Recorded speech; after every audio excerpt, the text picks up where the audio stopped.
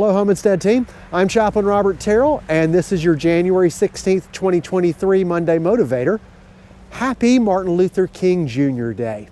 Part of my tradition for MLK Day has been for years to read or to watch part of Martin Luther King's I Have a Dream speech. I say part because due to copyright, you can't always find all of it. I am going to include a link in the description of this video to part of that, though, that I think you may enjoy watching. It's just a very inspiring speech, and it's one of those speeches that moved America to change. One of the things that I love, though, is, well, if you study about the speech, Dr. King was not originally going to include the I Have a Dream section that is so well known. It was not originally a part of his speech. It was not in the written remarks. It was a speech he had done beforehand, and he talked about it, and many of his friends had heard the speech before.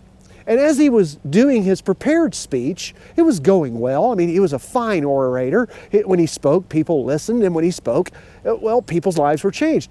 But it just was not going to be one of the most remarkable speeches in American history. And that's when the gospel singer Mahalia Jackson shouted out, "Tell him about the dream, Martin."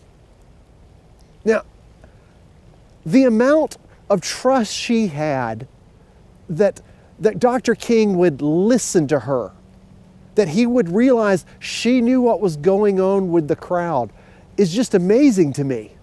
And he did right by listening to her, because when he began to speak extemporaneously, off the cuff, the speech went from a good speech to one of the most amazing speeches in American history.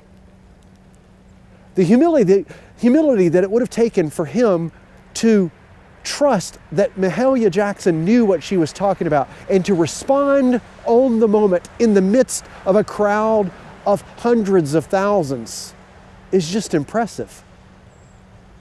One of the attributes of love the verb that we talk about again and again is humility.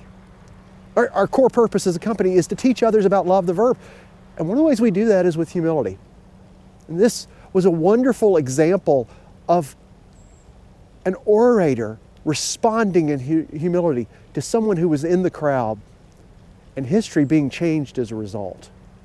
That's the type of humility I want to live out. I know it's the type of humility you want to live out too, so that our clients' lives are changed, our lives are changed, and those around us have their lives changed too.